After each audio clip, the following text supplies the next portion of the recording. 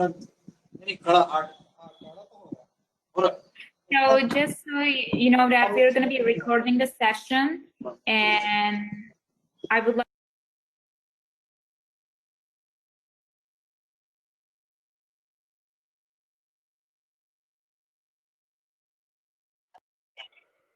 yes, please turn off your cams if you don't want to be recorded on the session, but we will be recording this session right now. And again, yeah, so let's get started. And if you don't hear me, please put in the chat. And we have an admin who is helping me moderate this. Her name is Erva, so she might mute you if you're on mute, just so you know. I want to start with thanking all of you for being here. We have around 100 people in the room right now, which is amazing because even before the meeting, we had so many people joining the line, like 20 minutes.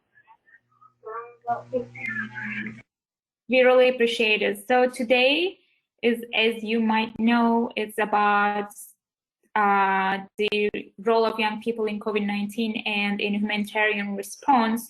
We thought we should talk about this very important topic. Obviously, COVID-19 has been talked about a lot, so it's not news anymore. But I wanted to give you a brief information about myself. I am Melody Kaya. I am one of your moderators. I'm part of UNMGCY Humanitarian Affairs Working Group, and I am representing the Europe and North America region. And by today with Srishti, who is representing South and Central Asia, with Erva, focal point, and with our excellent speakers who are Anjuli representing UK, Chandrajit representing India, and Cambry representing the USA. And they have so many great stories, so many inspiring things to share with you. So that is the only reason why we are actually having this webinar, to celebrate the World Humanitarian Day and celebrate the role youth is playing in the World Humanitarian Day, and especially around COVID-19.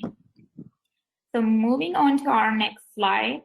As I said, I am part of the United Nations Major Group for Children and Youth, and we wanted to give you a brief information about what UNMGCY is and what it stands for. So UNMGCY is the UN General Assembly mandated, the official, formal, and self-organized entity that is aiming to become the bridge between the children and youth and the UN system, in order to ensure that everyone, like young people and children, have their, they can realize their right to meaningful participation in the whole UN system. And we have so many partners, just few of them, like around 50 of them are listed here. I'm not going to talk about all of them, but if you're interested, you can always visit our website, unmgcy.org, and see for yourself. And I want to give you briefly, because this slide is very scary, but it is needed to show that, UNMGCY has been around for a while now. It is actually founded in 1992 as part of the Agenda 21, which aimed to actually make the decision-making more inclusive, include more stakeholders, specifically 9 sectors that needed to be involved, and youth and children are one of them. And when you look at that, you see that we've been around for 28 years now, and what this means in terms of the collaboration in the UN system is that we actually have around more than 6,500 members. We've been around for 28 years. This slide is not updated. I'm so sorry for that. We've actually affected more than 2,000 paragraph changes in the UN system, and we are consulting on behalf of 1 billion young people, and we have people from 176 countries. We've engaged in more than 80 UN processes, and we've also delivered more than 50 million words of intervention statements, which is, like, if you take a moment to think about it, it is huge, and it is a lot, and it is obviously a result of a lot of great young people working collectively to make change happen and to make the decision-making processes more inclusive. And And our areas of work, I know that you're here to listen to our great speakers, so I'm going to be very quick about this. We have 4 major areas.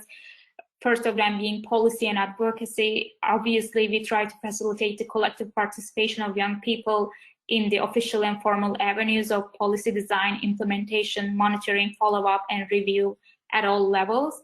We work on capacity building. We try to facilitate activities for young people at enhancing their understanding and knowledge and skills around the sustainable development and their meaningful engagement around the UN systems.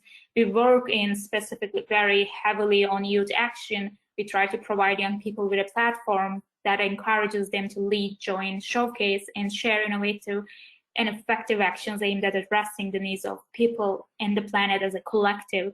So it's not just about addressing the young people, but it's specifically starting from them and addressing the whole. And also we try to build, knowledge around, we share knowledge, provide young people a platform for a dialogue, and create evidence-based best practices for everyone to assess and benefit from. And we have so many engagement avenues that you can definitely see on our website, because it would take me probably an hour to talk about it, but our current range of formal engagement avenues within the UN system include, but are not limited to, intergovernmental processes, policy processes, coordination mechanisms, partnerships, and UN entity-specific engagement at all levels. I just want to give one example as high-level political forum, which aims to provide political leadership, guidance, and recommendations for sustainable development, and is actually about enhancing the integration of sustainable development in a cross-sectoral manner. And yeah, also bringing this back to the topic of today, UNMGCY, us, and COVID-19, what have we done around it? Because I think it is only fair to ask us about this question, right? We have so many great speakers, but what have you done as UNMGCY? That's why I wanted to put out our website here, unmgcy.org/youth-initiatives. And you can also just read the QR code and be directed to the website and see all the amazing stories coming from young people. And also, UNMGCY strives for a world where young people are the right holders and rights holders in all their diversity and have a seat in equal decision making, and they're equal partners in the design, implementation, monitoring, and follow-up and review of all policies at all levels. And also we try to reaffirm our commitment to promote the bottom-up collective transparent mechanism that is inclusive of those who are left the furthest behind.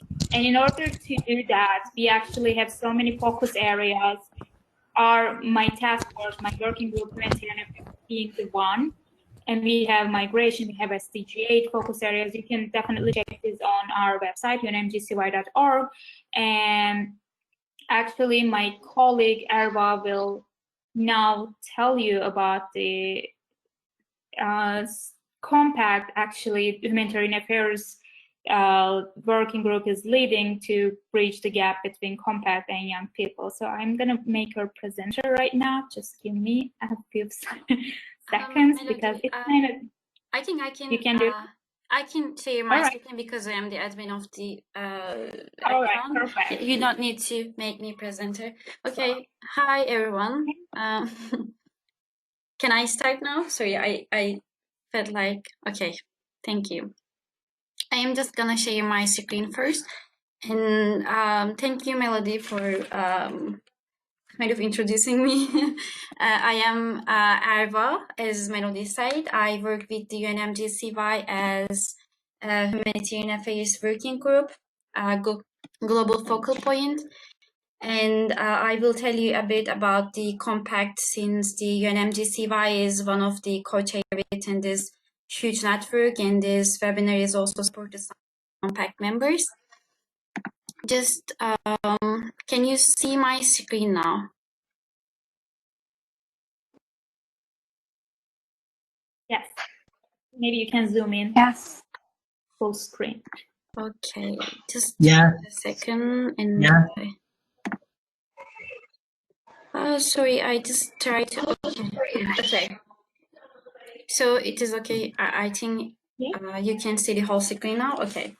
Just as I said before, I will tell you a bit about the compact and the it's basically its structure in the working areas. So basically, by the way, please mute your microphones because I just hear my voice, and thank you so much for the person who is muting themselves. Okay, basically, the Compact for Young People in Humanitarian Action is collective commitment and a global call to ensure that the priorities, needs, and special needs and rights of the young people affected by humanitarian crisis are addressed, and they are informed, consulted, engaged, meaningfully engaged throughout all of the stages of humanitarian action. And the compact, as I said before, is a global call and kind of a global call, a global commitment, and it has almost 60 members, 60 non-governmental and governmental members and international organizations. Some of the members' logos are here. You are now seeing them. The compact is growing step by step.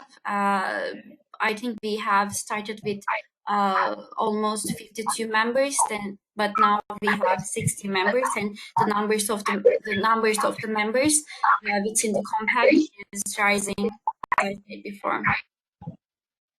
Actually, as I said, the compact is a global call, a kind of commitment that all of the members signed in, and compact document basically has 5 key actions for accountability to young people in humanitarian actions, and for each key action there is a task force led by some of the compact members such as UNHCR, UNFPA, UNMGCY, NRC, and etc. And you can see all of the key actions here, and I will a bit explain them to give you a better understanding of the compact stuff. So the 5 action, as you can see here, is service delivery. That means that the compact members promise to promote and increase age and gender responsive and inclusive programs that contribute to the protection, health, and development of young people. The second action is participation, which is supported and led by the UNMGCY.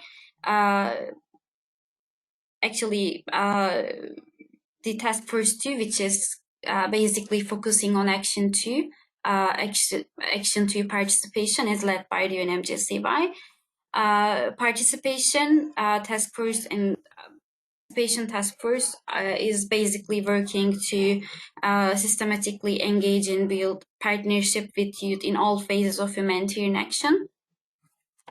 And the third action is capacity building. It highlights recognizing young people's capacities and capabilities to be effective humanitarian actors. And the action point 4 is resources. It is basically focusing on the resources, of course, intended to address the needs and priorities of young people affected by crisis. And the last one, action 5, is data and knowledge. Data and knowledge is mainly focusing on ensuring the generation and use of age and sex disaggregated data pertaining to adolescents and youth in humanitarian settings. As I said before, each key action is for each key action there is a task force, and each task force is led by some of the compact members, 1, 2, or 3 compact members. You can see the action 1 task force 1. That means services task force is led by the UNICEF and NRC, and task force 2, which means participation, is led by the UNMGCY, by us, by UNMGCY Humanitarian Affairs Working Group. And task force 3 is, as I said before, mainly focusing on the capacity, and it is led by UN and reach out to Asia. And task force 4, resources, is led by UNFPA. And task force 5, which is focusing on data and knowledge, is led by the UNHCR. And of course, all the task forces have members as well to support their works within the compact. So, of course, compact has also worked during the COVID-19 process and supported young people in this difficult times. And I will share some of the examples to make you a bit familiar to this huge network. We developed a guide which is called COVID-19 Working with and for Young People, to provide humanitarian actors with operational guidance on working with and for young people during this pandemic. It is available. I think it is a very useful document for, especially for you, for the young people who are working in the humanitarian settings and affected by the humanitarian crisis. It is available on the website of the Compact for Young People in Humanitarian Action. I can also send the link by the chat box. And it has already translated to some of the languages such as Arabic, Indonesian, I guess Portuguese, and Spanish. I guess some other languages are on the way. For instance, French should be prepared soon by some of the compact members. We have also developed which is a kind of a hub for technical resources that may help humanitarian practitioners. There is also a youth-friendly version of it on the Compact website.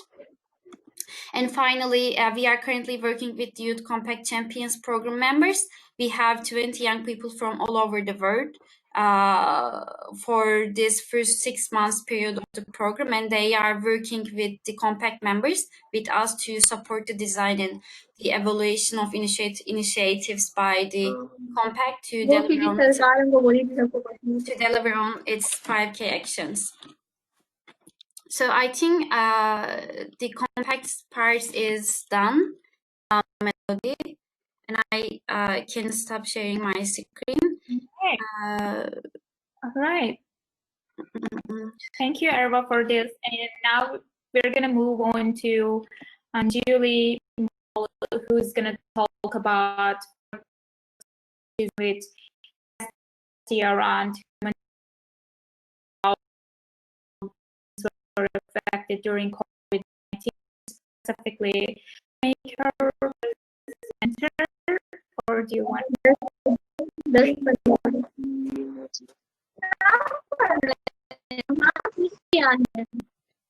Let's try. I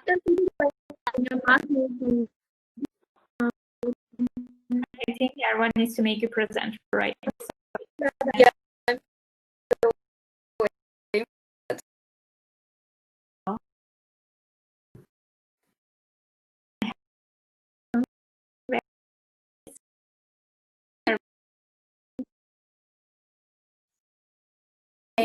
Introduce myself. Hi, my name is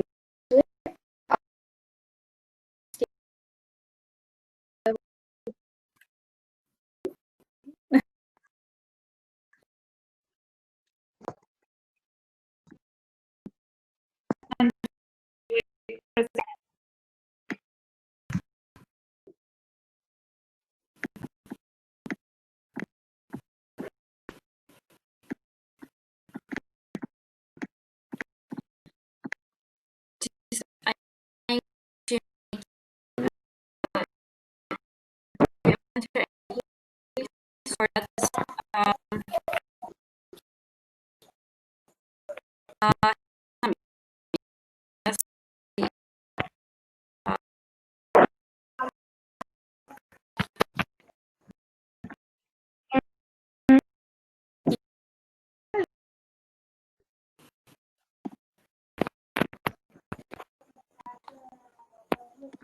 Yeah, I have done this. Okay.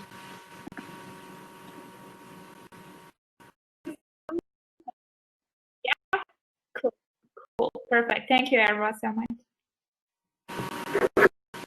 Perfect.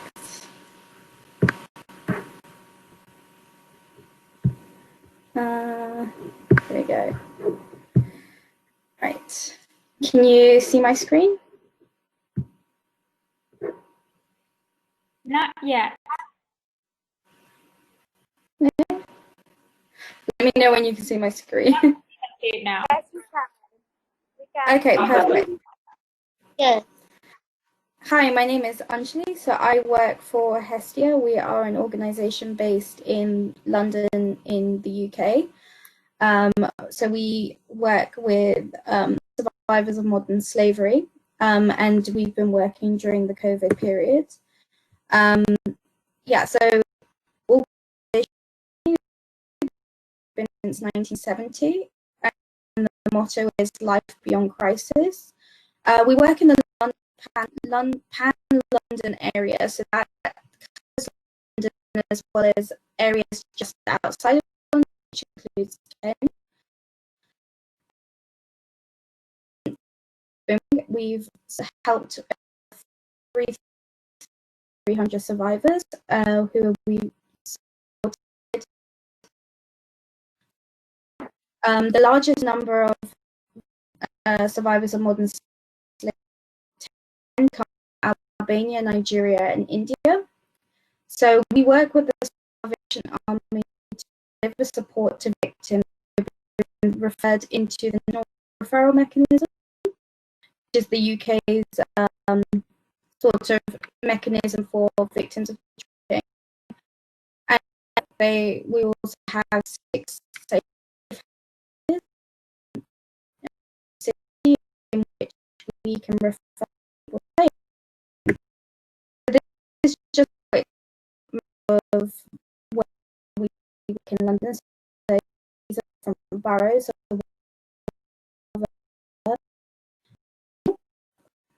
Just to give everyone more idea. So trafficking in general, what's been happening is that, even according to the UNODC, that since COVID, trafficking has been exacerbated and brought to the forefront of systematic and entrenched economic and societal inequalities that are among the roots of human trafficking. So it has increased vastly since COVID-19, and we're seeing in the UK as well as Ireland and another and more countries as well, regionally within Europe, that victims of trafficking are being left destitute and out on the street because they are regarded as non-profitable anymore, because they aren't able to carry out their services. So now what's happening since COVID is that they're just being dumped onto the street. And also we're seeing a number of victims being forced to continue their work, however, for lower prices during COVID and without protection, which is very, very dangerous, and also it's increasing their vulnerability. And it's also been reported that it's pushed human trafficking more into the darker side, and its victims further from possible detection and assistance, because of the lack of being able to get help and get out. COVID-19 and the restrictive behaviors that's come about it, in the sense that everyone's staying at home, is making it harder for victims to come to the forefront and also seek assistance where needed. And also traffickers going around how they, it's continuing during COVID-19. So what's happened is that it's now become more entrenched, and the ways they're going about it is far more intricate and deeper and hidden more than ever. And another thing that we've seen since the COVID-19 has begun, there's a huge increase in cyber exploitation, particularly with children. So the European Commission has said in some EU member states the demand for child pornography has increased by 30% since lockdown. And this is something that has been a big effect in London as well, in particular as well. So the amount of online sexual exploitation as well for children and child pornography has gone up since COVID-19. So what is happened since COVID-19? So for many they have experienced profound trauma, and in the sense that when they were in a situation of modern slavery, they were enforced and sort of kept into these confined areas where they weren't able to get out, and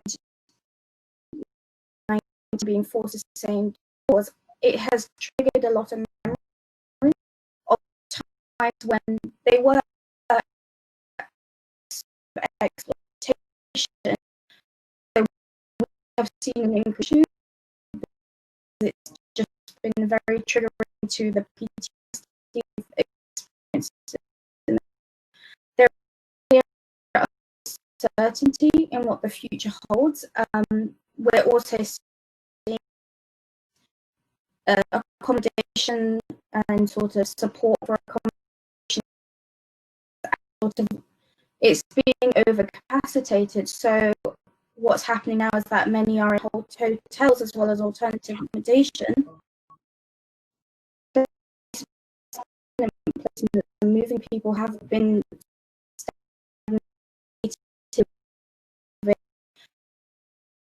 very much with the number that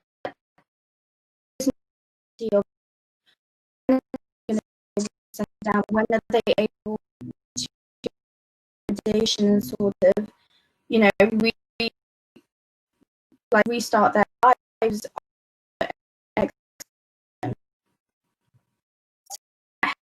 We do acknowledge that individuals who are and in financial predicaments are often preyed upon by traffickers.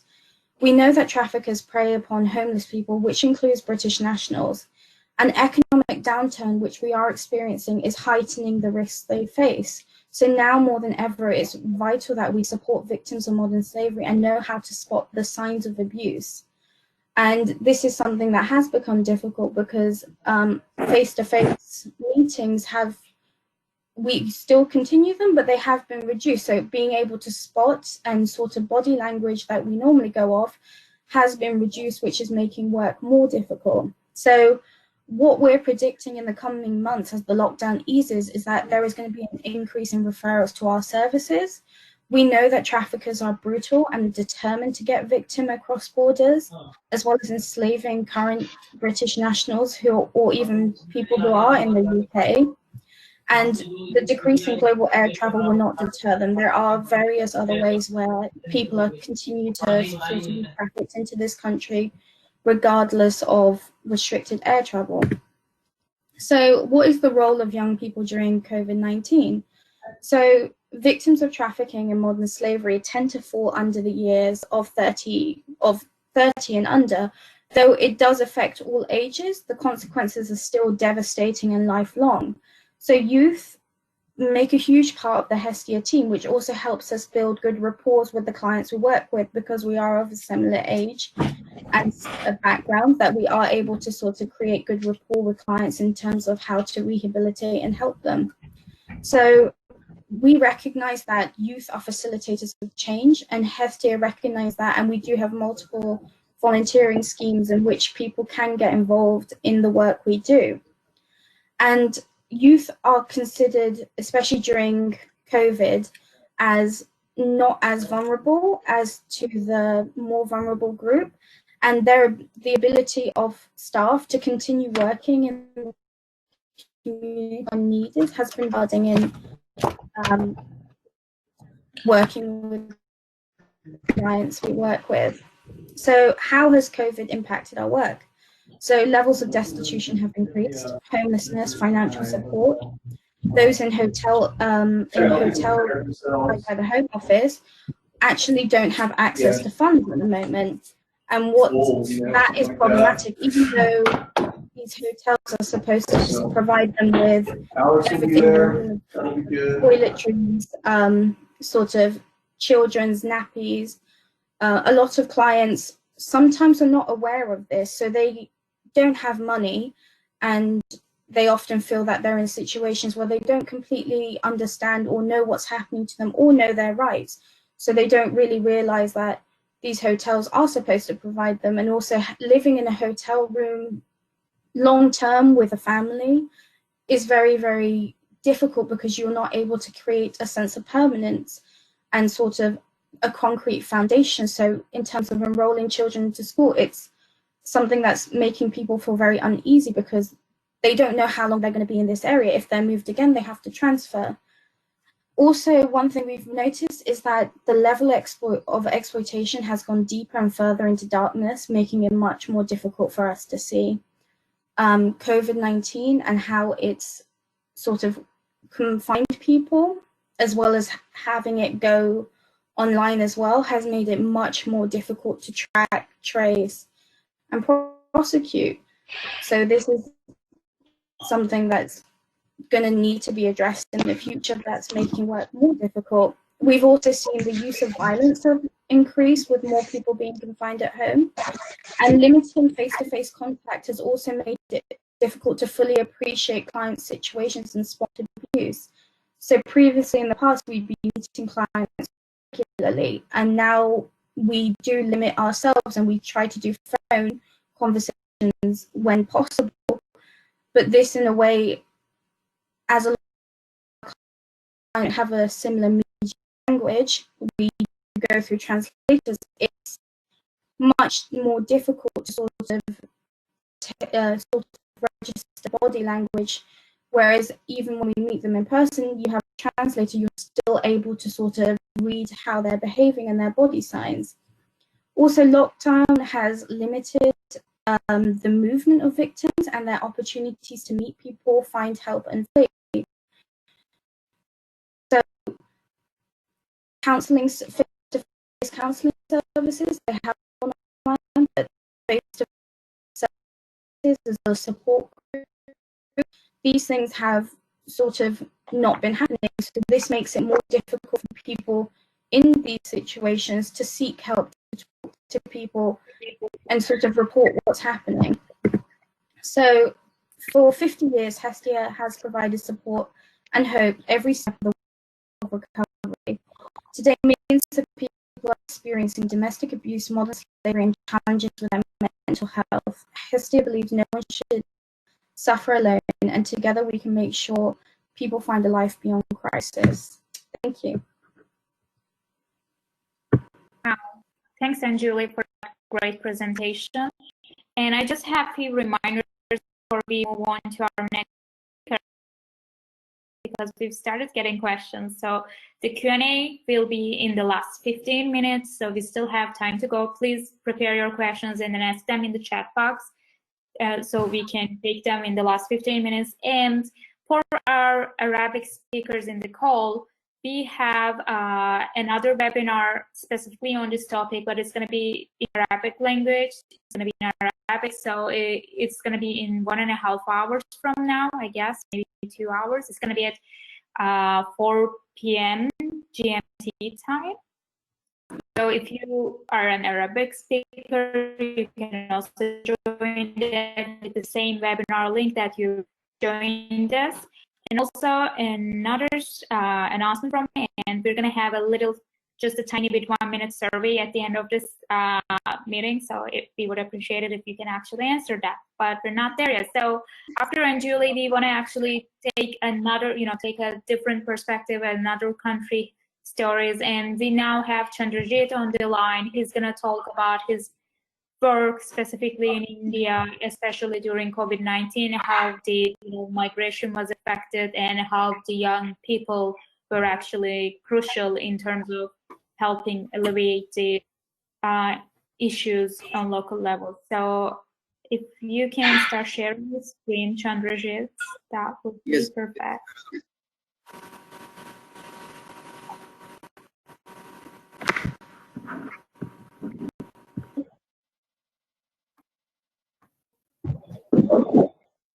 Hope all of you can hear me and Yes. you can see my screen. Yes, perfect. Okay, thank you. Great. So here I am representing Jeevan Foundations, which we started during the COVID crisis. Earlier we known as a migrant travel support group. As during the lockdown, every country faced various crises during the lockdown. In India, one of the biggest crises everyone is faced is the migrant crisis. Due to the regional imbalance in India, there are various migrants. There are lots of migrants who migrated from their home state to the other state for their livelihood to earn the money. But during the lockdown, everything's just closed. Because of that, migrants start walking back home. So basically, they start walking back home on the food, which was really exciting for all of us. And there are no local transports as due to lockdown, it has been closed. So basically, we, all of us read a news about that migrants died while walking back home on a foot. This is not a normal walk to 10 kilometers, 20 kilometers. It is the walk of around thousands kilometers. The migrants were walking around thousands kilometers to just reach home. So this forced us to do something.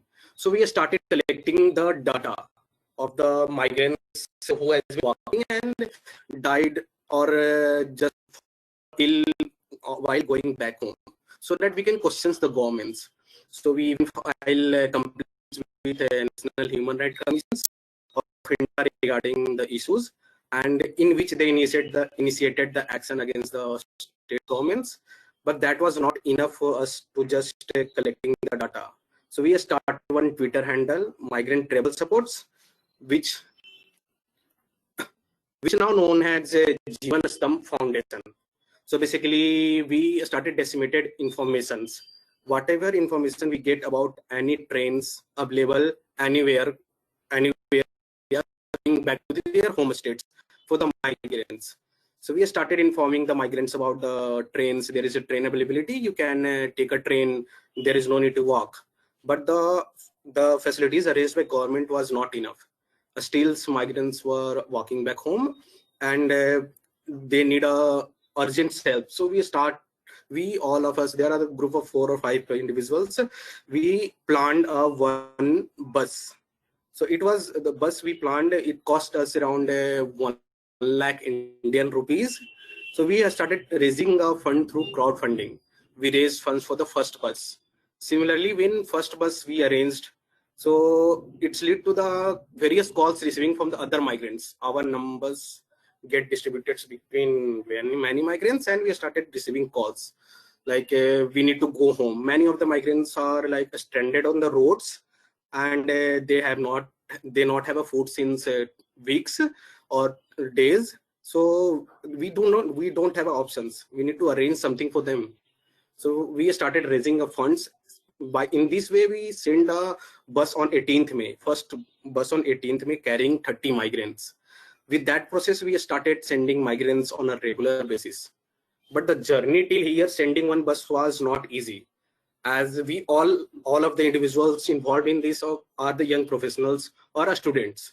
So it was not easy for us. There are various challenges we faced during this. One of the major challenge we faced was the administrative challenge. As all of you may be knowing, due to the COVID situations, there are various guidelines which we need to follow. There are various permissions which we need to take before sending any bus.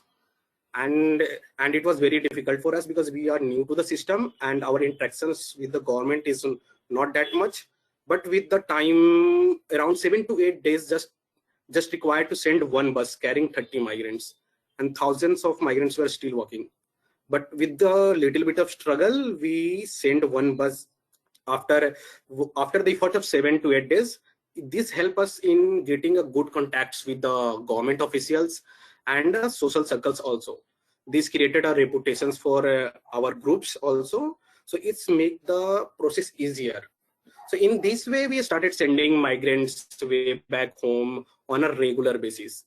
So we started sending migrants, 100 plus migrants on a daily basis through 2 buses. And we did this continuously for 20 days. And we sent around 2,000 migrants continuously. So this was one of the major challenges we face, and there are various challenges as a groups, as a youth organizations. We face was one of the funding issues. As when we started, we are new to the systems, and there is a issues of credibility. We don't have a previous experience, so the people are not going to directly provide the funds. So we started doing a crowdfunding through our close contacts. With that, we collected around 3 lakh Indian rupees, and we sent 90 migrants back home. But that was not enough. So with this, the raising funds and sharing our work with all of the social medias, all of our social medias, help us in building our credibility. We started reaching out to the various donors and grants, so we can get some grants to send the migrants way back home. Maybe if we have been from bigger organizations, it was easy, but for as a youth groups and started new in the sector, it was really difficult for us. But later on, with lots of efforts, we got a first success when we got a funding of 1.4 million Indian rupees from India Welfare Trust. With help of them, we sent around 700 migrants more. So the funding issues we almost solved, and during these 3 months, we raised around funds of 5 million Indian rupees to send 6,100 migrants way back home. So in this way, our journey started, and it's a complete roller coaster story. Like sometimes we don't have funds, but we have a migrants who need to send back urgently.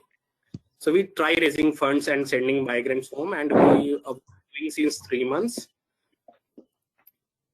So this is our effort so far, what we have done. So during the lockdown crisis, we have sent around 6,100 migrants way back home, 4,100 migrants by buses, 1,900 migrants by trains, and 100 plus migrants by flights.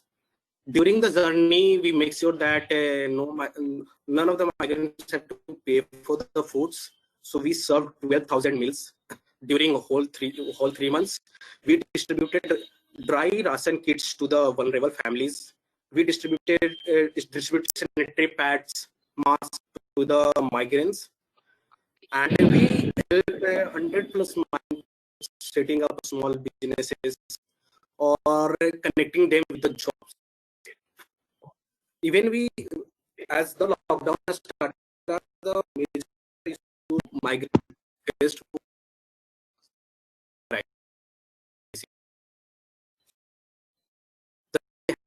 house.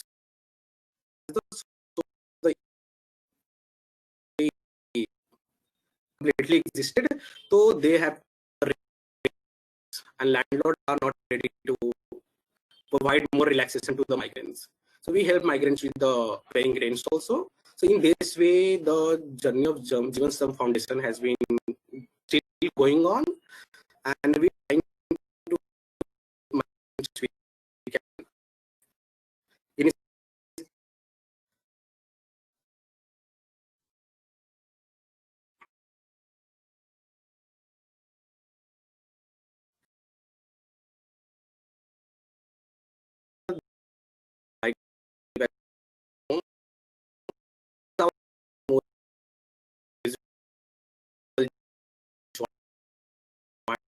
they rise, and the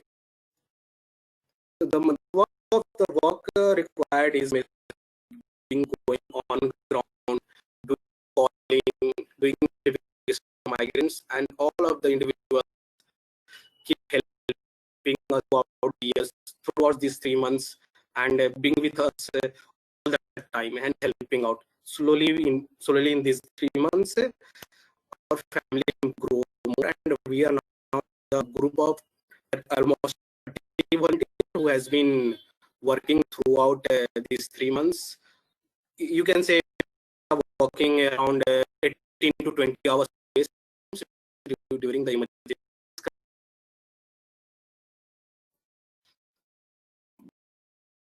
Work is not finished yet. We send a migrant back home, but there is issues of livelihood. So now we are working on helping migrant with the restoring livelihood. We are helping them with setting up small businesses, connecting them with the jobs. We are even helping them to transporting back to the state where lockdown has been relaxed and work has been started. We are helping the migrant children with the smartphones, gadgets, so that they can continue their online educations. Even we are providing financial aids to the migrants who are in need of financial aid in the terms of room rents, the rents they have to pay, and there are the in-kinds donations which we receive. We are also distributing among the migrants. Now, as overall JSF is going to be a long-term organization, we will not going to be just working on a migrant crisis. We are organization as an organization, we will going to work on the various crisis management issues. So that's why we change the name from Jeevan Stamp Foundation. Jeevan means for the life, and Stamp means pillars. The helpings the vulnerable sections during their crisis. Thanks. Oh, wow. I mean, that was super impressive. I just, I think it's really great that you have managed to help over 6,000 people. It's such an impressive number. And I mean, we started getting so many questions. So I'm again going to remind people to, channel their questions and ask them. If you have a specific speaker in mind, please use their name and ask that about it so we can filter it in an easier way. And we are also trying to share the links that we use in the presentation, so you can just click and register or do something like that. So I think, Chandrajit, you can also share your links wherever you have presented in the presentation. Please share them on the chat as well, because we've started getting a lot of questions. With that said, we're gonna now move to the USA with Cambry, and she's gonna talk about what they're doing with HOPE Worldwide and what are the common youth, challenges for youth engagement in that specific region, and what happened during COVID-19 exactly, and how youth was actually involved. So, Cambry, your turn. Okay, are you able to see my screen? Yes. Maybe you can do full screen. Full screen. Is that better? Yeah.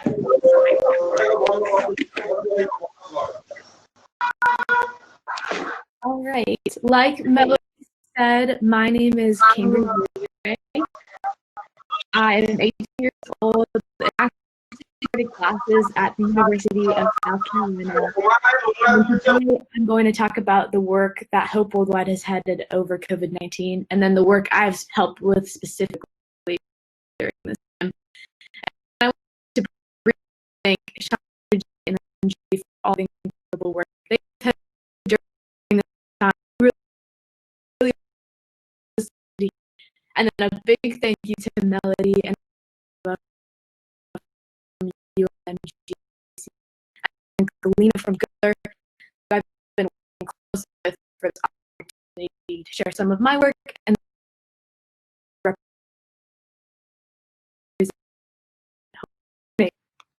as all of you know, the pandemic has been a chaotic time. I'm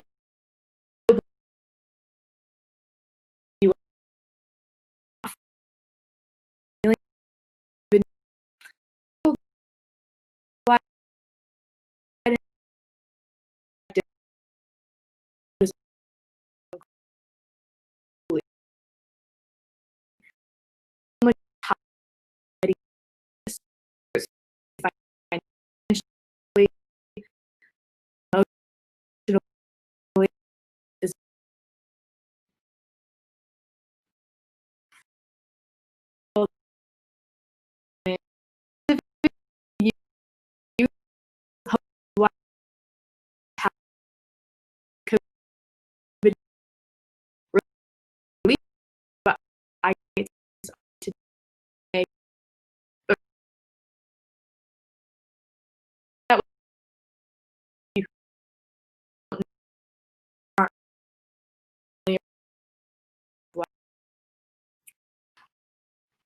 so I charity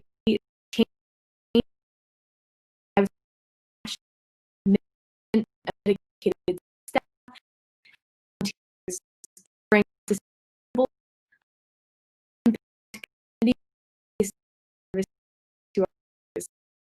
It was founded in 1991 to fight poverty, respond to disasters, and foster a culture of volunteerism, and today serves more than 1.5 million people annually on every inhabited continent.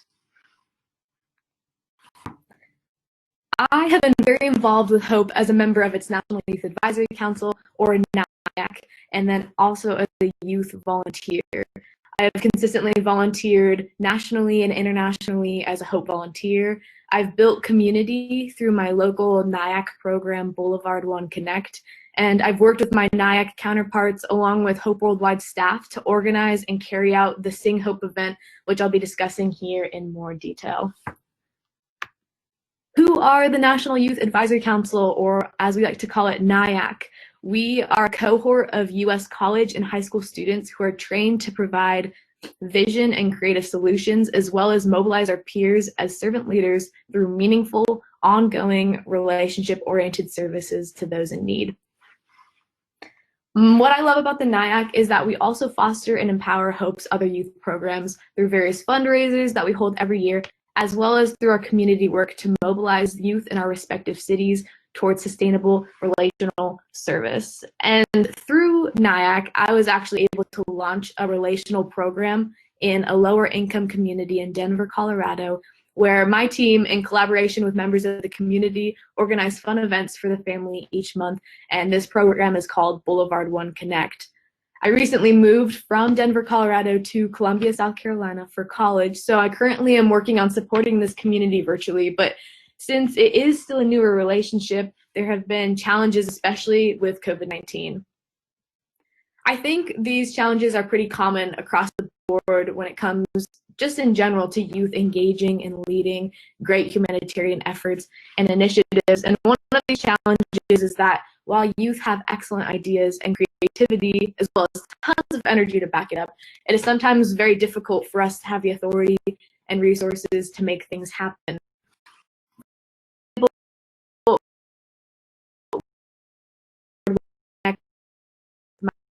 My program, Unity, was very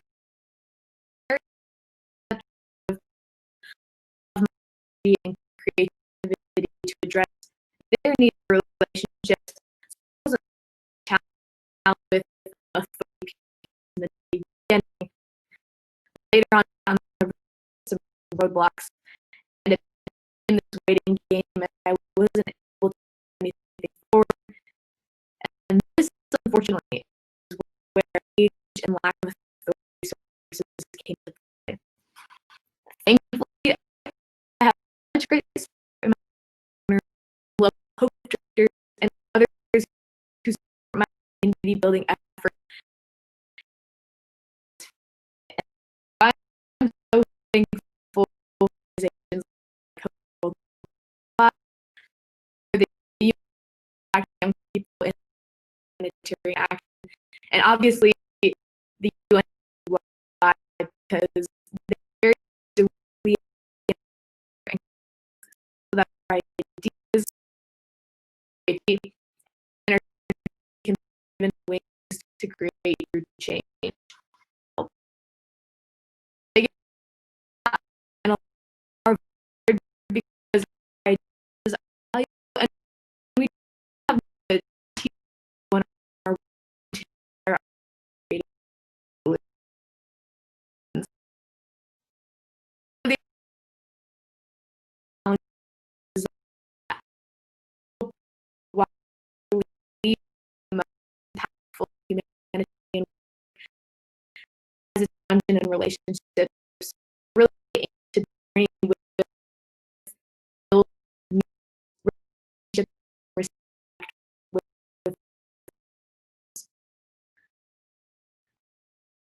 them has not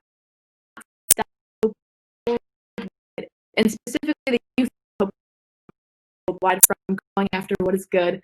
So many of the other NYAC members found ways to adapt their community work into online formats and go completely virtual, while still maintaining and strengthening the relationships they formed in person. Like I previously mentioned, HOPE Worldwide has its roots in the mobilization of volunteers and as well as relational service. although we have had to make changes and adapt with the limitations that COVID-19 has imposed. HOPE Worldwide has been able to carefully continue programming in many parts of the world. For example, the hospitals in Cambodia that we have were able to continue their usual operations. One great way we have adapted, though, is in our disaster response department. The previous model revolved around deploying volunteers to respond in person to disasters, but now we are pre-positioning disaster response supplies to vulnerable areas, including 13 coastal chapters and 6 coastal chapters in the United States. In addition, HOPE has various community service brigades, which actually service many people with the only medical care they receive throughout the year. And while we had to cancel the brigades for 2020, we've continued to provide medicine to those in Central and South American locations. One of the coolest initiatives I think HOPE has taken personally over COVID is beginning to provide psychosocial support via Zoom in Kenya, Botswana, Lebanon, Brazil, Ukraine, and Paraguay, with plans to expand to additional locations in the coming weeks.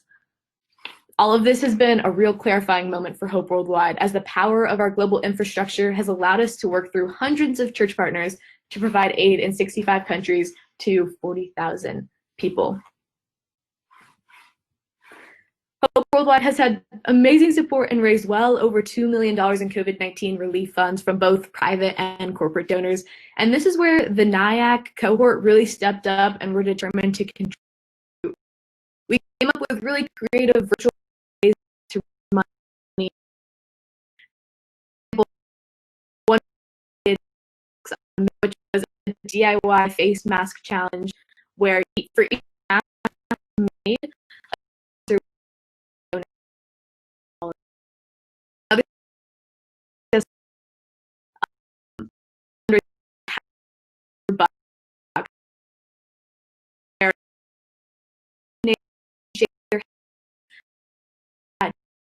points, and we had $55,000 for the COVID relief fund. And then this HOPE concert, which I'm to start of the year, the members of opportunity to develop a fundraiser worldwide. Other NIAC members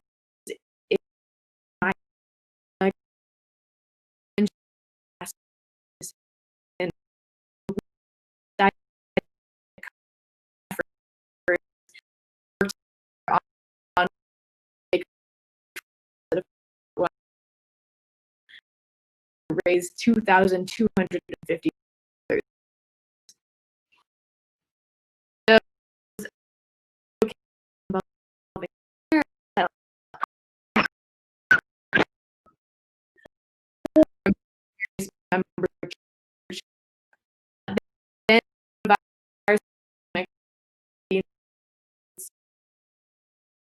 And our original the also realize that while youth programs and training are important, there are former urgent needs. Want to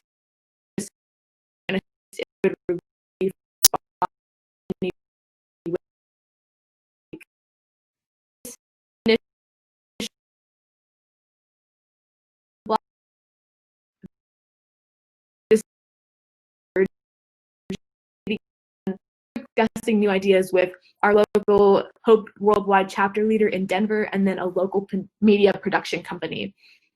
Our original talent show idea was not as feasible to carry out on a nationwide and international scale, so we decided to evolve it into a concert event streamed on YouTube, and SingHOPE became a virtual COVID-19 benefit concert featuring music artists from across the nation. Cameron, Caden, and I were all very involved throughout the entire process, and we worked hard to write the marketing plan, help design graphics, contact the artists, film the promo and artist introduction videos, and of course promote the event. In addition, we had access to all of HOPE's resources in order to make this event possible. This is really the type of support that is so needed backing youth efforts and is often missing, and we were very lucky to have it.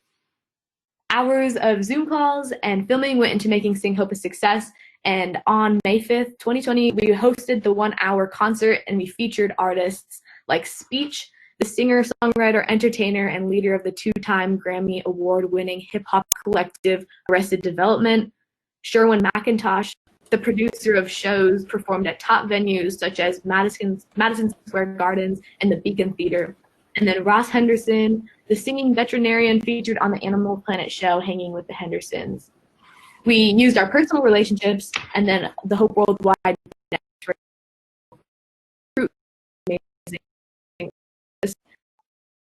One fundraiser raising over 100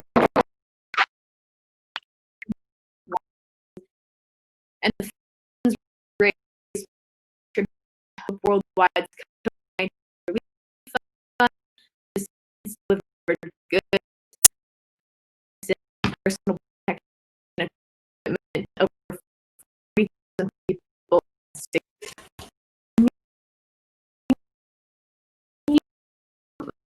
Our COVID-19 task force reviewing requests and sending additional aid.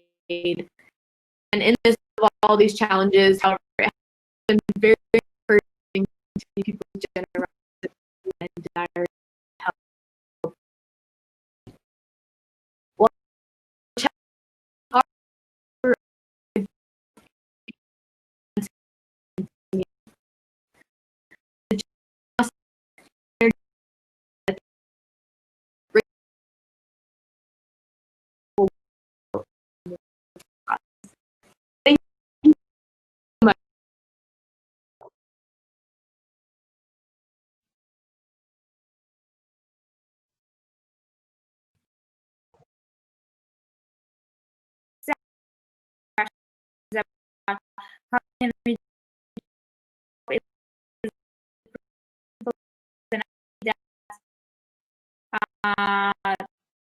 Kelly is answering those, but you might want to obviously try to answer these at the last part of the presentation.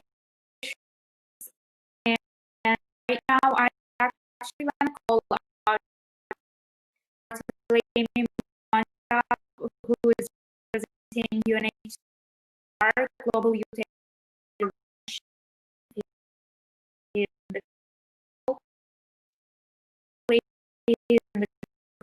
he can unmute.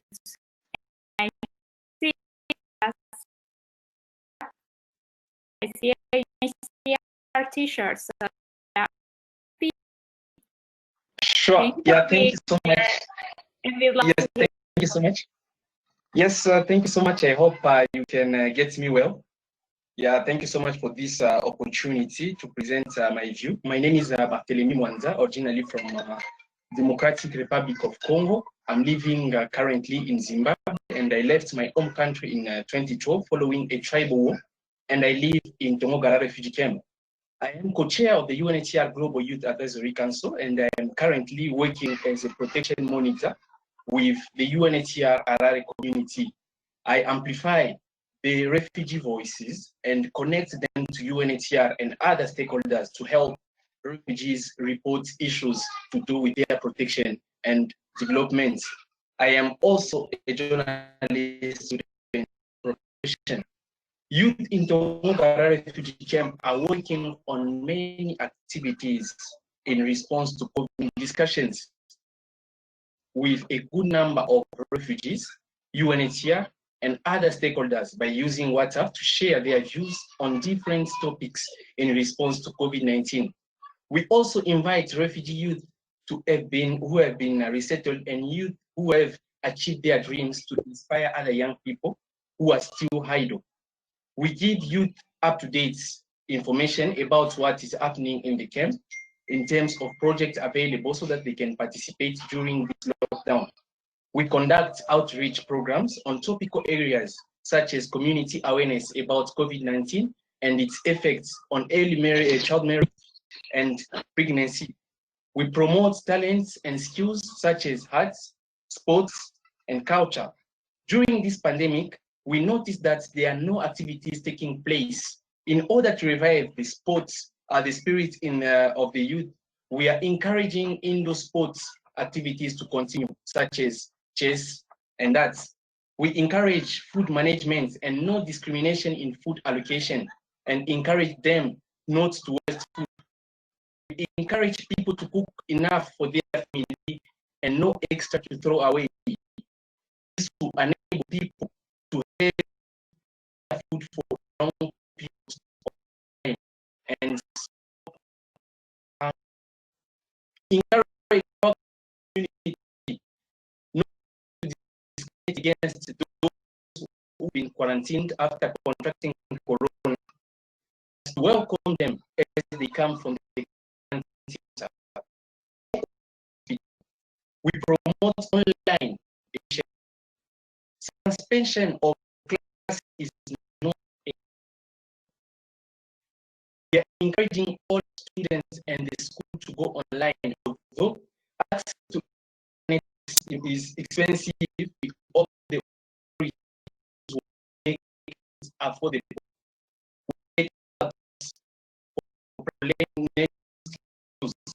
Students have initiated the creation of practical learning hub, which has not been completed to COVID-19 challenges.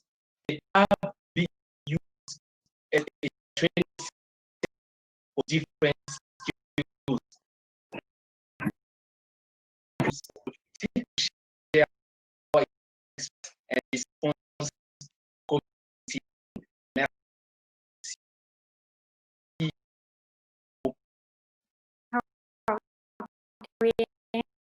Thank you so much for this. It was, an excellent statement. It was a good to move on to the next part. And right now we have a very small aspect. I'm just gonna share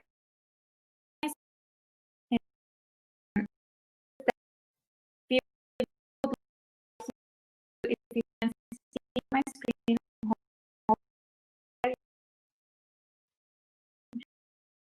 Right? So if you can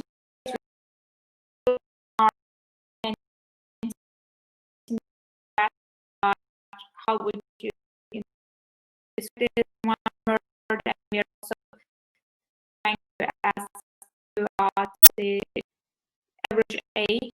This would love to get your input there, and I'm gonna give you around 2 minutes to do this, and we're gonna announce the competition winners. I know you're asking me like right now a lot of questions in the chat, and it's mostly about competition winners, but please do fill out the survey, and then we're gonna move on to competition winners in 2 minutes. If everybody can write when they are done to the chat box, and when we see majority is done, we're gonna move on to the next section where you're gonna hear about the competition winners.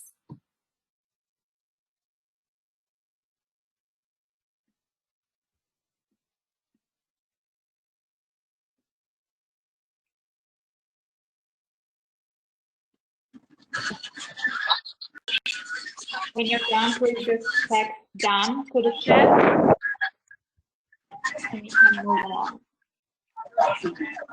And thank you for all the inspiring comments on the chat section. It's just, I see so many stuff here, like, we are the futures of tomorrow. We can make a change. We can make a difference in the world if you want to kind of stuff. I think that is brilliant. That is what we want to do, right? That's why we are having this, to show you how we can make a change and how people want to make great changes in the world. So I see a few done, just 2 of them, and we have 150 people in the call. So see done. Yeah. Okay, it looks like people are almost done with it. In the meanwhile, I am going to repeat our announcement again. So we have an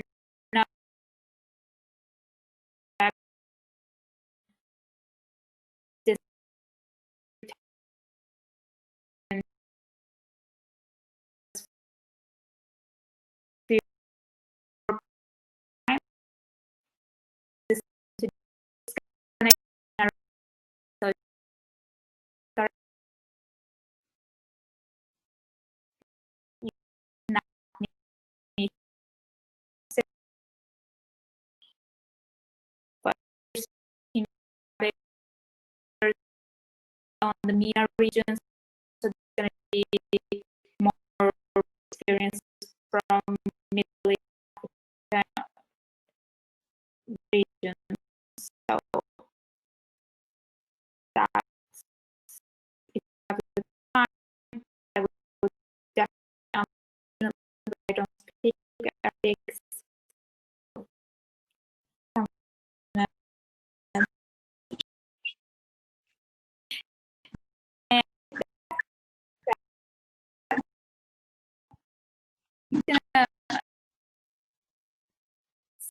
I'm gonna ask maybe Arwa to make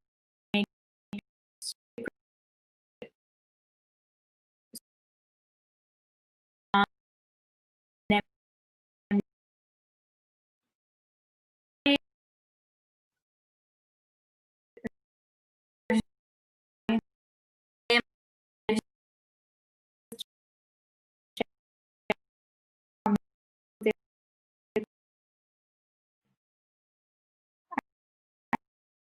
people who have done it. I want to keep waiting.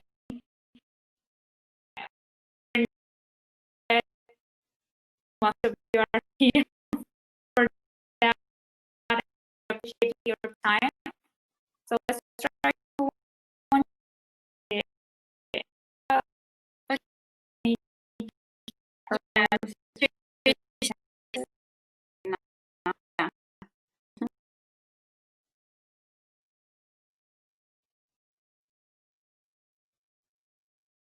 And just for those who don't know,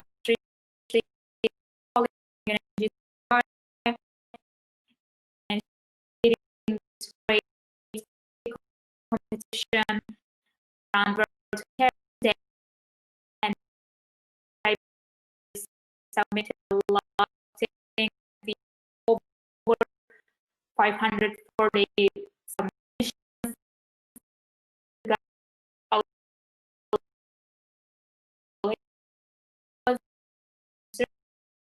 Star was leading this, and yeah, you're on the line, Srishti. You can start sharing your screen. Yeah, is it visible? Because I have shared it. Oh no, really? Okay, I guess it is saying it's paused. It is paused screen sharing. I'm not sure what it is. Move this window away from the shared application. All right, I will tell you when you see it. I don't see it right now. All right. So, is it possible for you or Erva to share it? Because it says that move this window away from the shared application. I really don't know what does that mean. Maybe you should just share the whole screen. If you just selected one app, it sometimes does that. But if you just select the whole screen, Screen sharing is now paused. Why? Okay, let me try again. well, I'm also checking my email to see. It's visible now. No, does it? No, I don't see it. Okay. Maybe.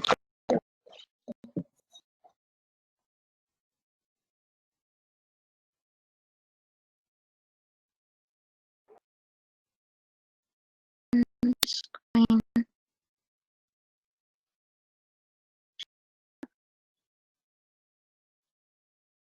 Now. Yeah.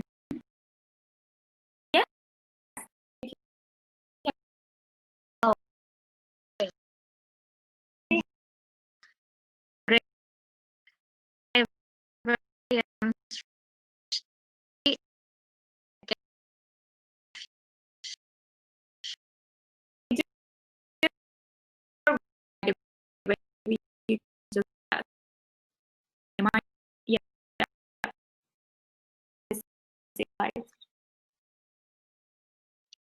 Yeah.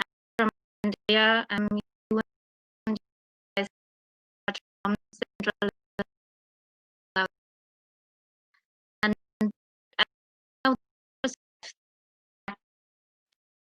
to organize engage you and from different parts of the world, humanitarians, and this is very difficult for all of you to engage from mind things, and we receive messages from quite a few of you about how encouraging this has been for all of you. So thank you so much for participating. And I to tell you that for those who have not been to this activity, we have strategies that is drawing poems to writing, photography, videography, and we have three of themes across three categories,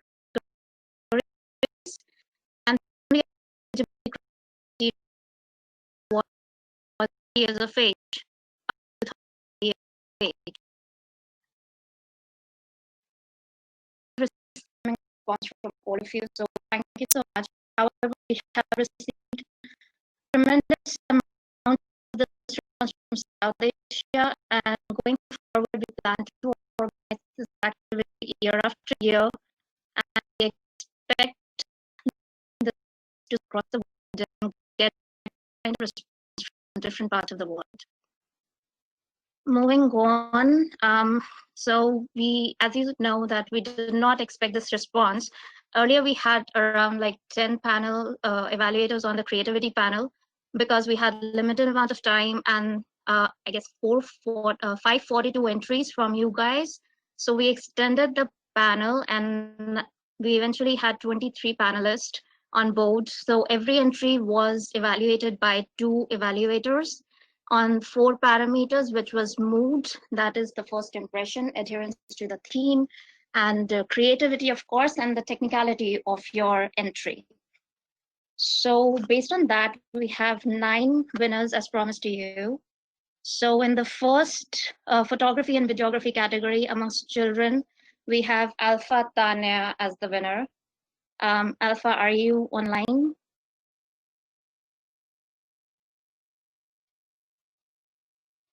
Hello. Okay, so in that case, I would just like to tell you that Alpha is a 7-year-old child from Dominican Republic, and he has been settled in Uganda as a refugee. And while we don't have time to showcase this video to you, but he basically uses music to spread awareness about preventive measures that can be adopted during COVID-19.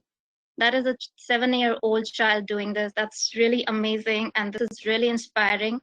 We will be sharing these entries on our social media pages so that everybody else can have a look at them.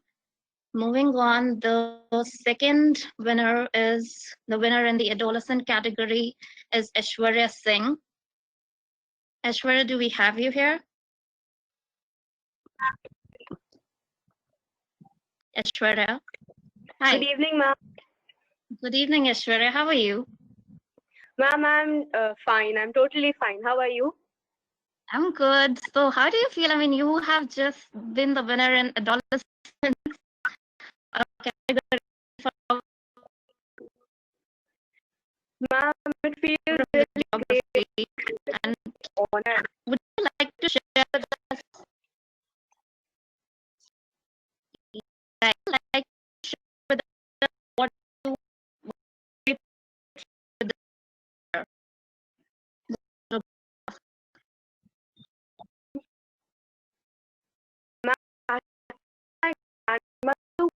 Would sit down in the garden every day, look at the people passing by, like few people were there.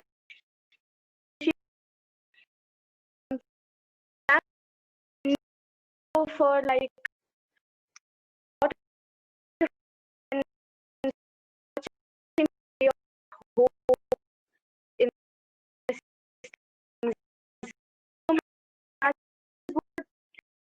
I tried to my photo. There is time each class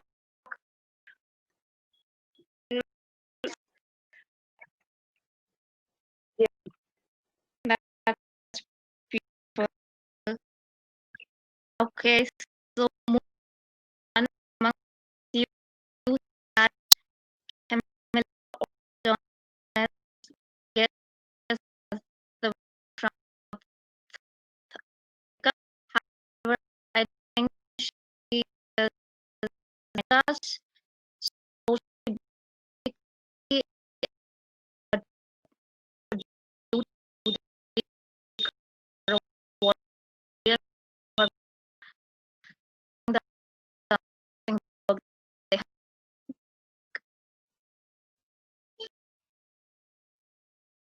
Next category, have women's rights. Chaudhary is the winner amongst children. Ahila, do we have you with us? Ahila?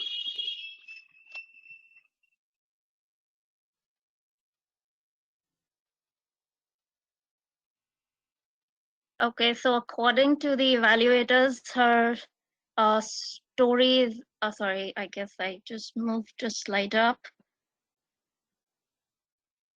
Her story is about compassion, about longing for friends, and about separation, how a child who is in the age group of 0 to 10 years of age is feeling about coronavirus in these difficult times. Amongst adolescents, we have Samriddhi Maria Topo from Asia, who is the winner. And I do not think that Samriddhi is joining us. However, I would like to tell you that I heard from evaluators that her story was amazing for her age.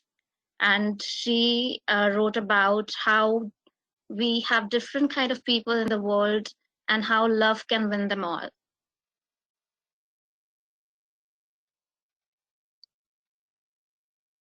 Amongst youth, Natalie Craig from Europe is the winner, and I do not think that she's joining us.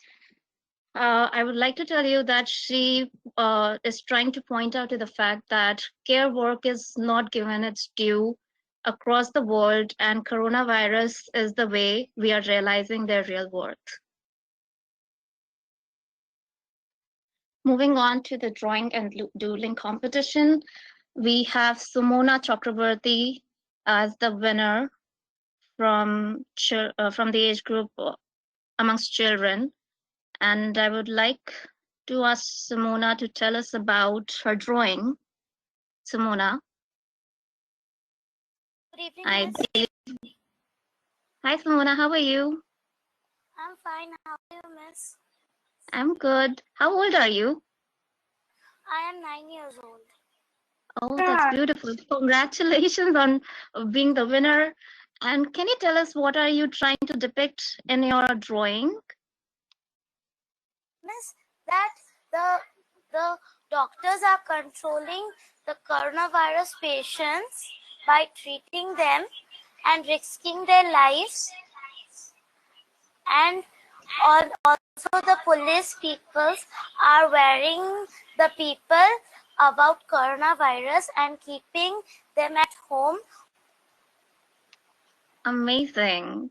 That's really beautiful. You're a really smart girl. Thank you for participating and congratulations. Thank you, miss.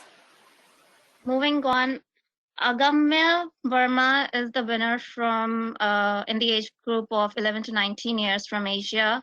And he has drawn this beautiful poster that depicts how the Corona warriors have been working for us. He has used symbolism in his poster. Congratulations, Agamya. And the last winner, the ninth winner, would be Vanshika Agarwal amongst youth. I believe Vanshika is online. Vanshika, are you there?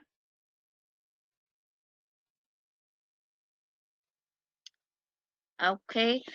So the evaluators found her work to be natural, deep, anxious and uncertain at the same time, and they felt that the emotions are right coming out through the picture. And we would like to congratulate all the winners and all the participants. Though we had some other amazing entries, however, as you know, the winner can just be one. That doesn't mean that we cannot participate again. So next year we'll be coming back, I hope, bigger and better. And thank you so much, all of you will be receiving your certificates. I know you have been bombarding us with messages regarding that. So all the winners and the participants will be receiving their certificates hopefully in a fortnight. In case you do not, please feel free to write to us. Thank you so much. Melody. Thank you. It's just congratulations. I just, I have too many feelings right now. I can't even speak, but Srishti, thank you for, leading this, and thank you so much everyone for joining, submitting these amazing entries. And I just want to say that, we just know that there can be one, that is what Srishti,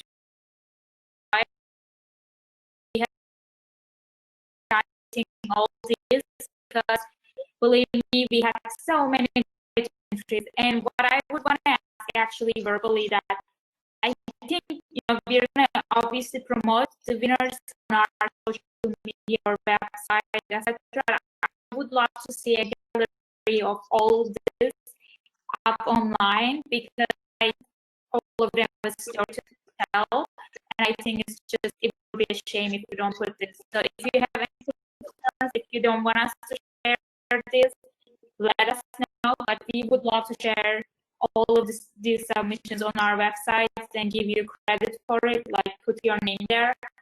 And I think it's wonderful. Thank you so much for joining. And again, just to that there could be only one winner, so that made our lives really hard. Thank you so much for this. Now we're going to move on to the, and I see that I was going inspired in the chat, like, oh god. Now we're going to move on to the Q&A. Let me try to share my screen. And for the Q&A, I just want to share the result of our Mentimeter. I really ask you to describe young people rolling in contact in one word, and put some amazing stuff there, like revolutionary, powerful, crucial, transformative, enthusiastic, and there is also the webinar was excellent. Thank you. Who wrote that? I don't know, but thank you for that. And so based on the Q&A, I'm just going to still check the chat, but everybody's right now is kind of emotional. No, but what we have as questions, I wanted to first ask Chandrajit, are you still on the line? If you are, yes, yes. Yeah, so we have received questions about how people can get involved, because especially we have a lot of callers from India. How can they reach you? So I have just shared the email IDs and social media handles in the chat. I will again share it. Anyone can reach out through the DM or the emails. All right, perfect. And another question was about Hope Worldwide, how people can get involved with it, how where are you present, because you said like 65 countries. We specifically got a question from Philippines. Is it there? Is it available? How can people check this, and how can get they involved? Yes, so I am actually half Filipino, so Hope Worldwide Philippines is very close to my heart. There's a big presence there. And if you go to hopeww.org, there's a bunch of information on the website. You can also Facebook message or DM Hope Worldwide NYAC, NYAC, on either of those platforms, and we can get you connected to the different programs in your regions as well. All right. Can you also send this on the chat, because I know you and Kelly shared some stuff, but it's, after the emotional competition announcements, it might have stayed under a bit of the top, so we can, share the link again. And I have another question, because compilation from what I've heard from all three of the panelists is that young people, and this is also based on our experience, right?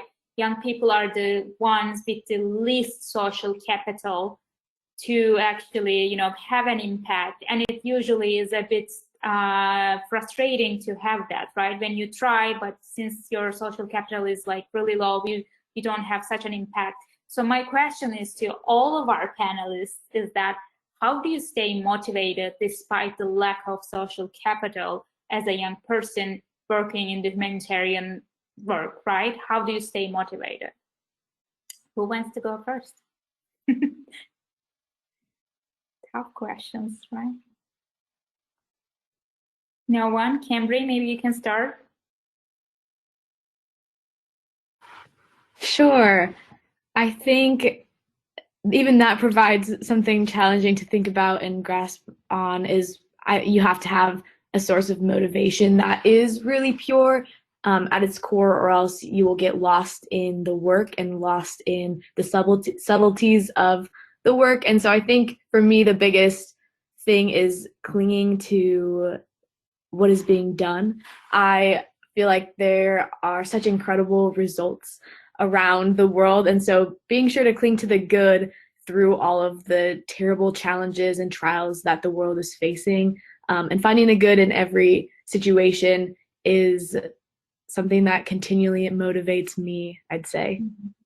Mm-hmm. Thank you so much for that. And if any of the other panelists want to have a, go with this? Yes, yeah. yes. So for us, there are the two time which we need a push. The initially we need a one push to start working for the social sectors, and which can be any triggering point. Anyone can there can be any incident or any crisis. Anyone can start working, but keep doing it on a regular basis and being in with is a really a big thing. So basically, as a young individual, there are the various dilemma everyone goes through. So what we need to go about our studies, about jobs which we are doing. So with that, we need to manage it, balance it. It's like as a individuals, we have some privileges which some individuals may don't have. So we can use that privileges to help the others. That's main motivate me. So basically, I know that there are some facilities which I am enjoying right now. There are many who don't have been doing that. So in this way, keep motivating us. At least the least we can do is the help and provide the opportunities to earn that privileges. So that motivates us or and our team. Yeah. Oh wow, that's wonderful, Chandrajit. Thank you for sharing that. And another question, I actually want to direct this to Anjuli about, you specifically talked about human trafficking, modern slavery, and I, for one, know that working on this vertical, doing humanitarian work, and specifically as you do, how do you also, as a young person, keep your mental health intact? Like, how do you hold on to that, and how do you have a kind of a healthy balance, if it's possible at all? I think what's quite lucky organizationally is that we do have access to 24/7 mental health services, as well as we do have weekly mental health first aiders. Organizationally, that helps a lot. But I mean, in terms of what individuals can do on a personal level is what the other speaker said. You need to check your privilege, but it also doesn't deny you the right to your emotions. And one thing quite nice working at Hestia is that every time there is a sort of a serious case or an incident has come about, there is very much the support from either other colleagues as well as people higher up. After every one of those cases, it's always a question of how are you doing, how are you coping, because it's true, like the cases we deal with, especially the nature of trafficking, talking is so, I mean, it's just devastating, like the thing that people go through and what happens. Like it's impossible not to let it affect you. But yeah, you do have to make a conscious effort in your head to sort of draw a line, but not so much so that you come outside. Thank you for that, Angela. And I also have your camera on Farida, Sama, Ashwarya, Simona, and Divyanshi. Thank you for turning on your cameras. It's like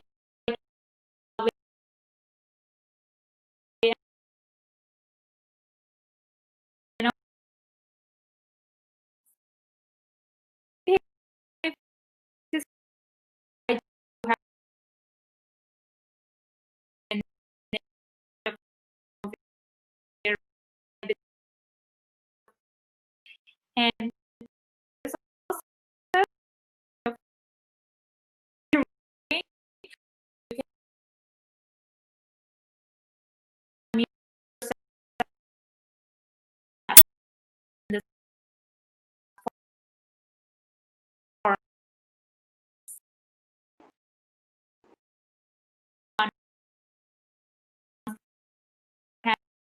are asking about certification because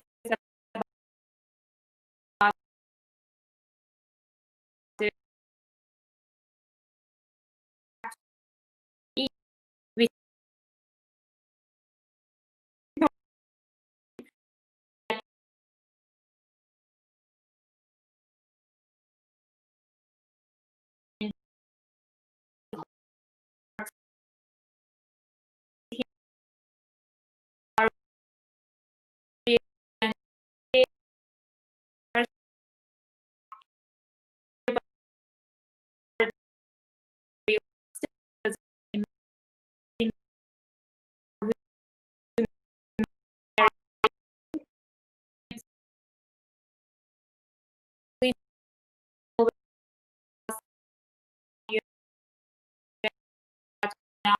social media, we are, open to collaborate. You can become part of this big family. Thank you so much for being here. And don't forget to, if you're into that, if you're speaking Arabic, please join our Arabic webinar within a few hours. You can, find information on our social media. Thank you everyone for joining, and take care and have a good rest of the day. Keep rocking. Bye. Hello.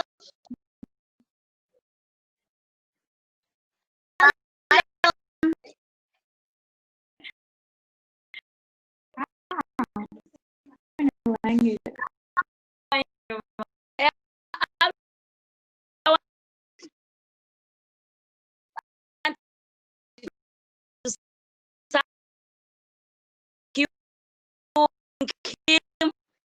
Is here is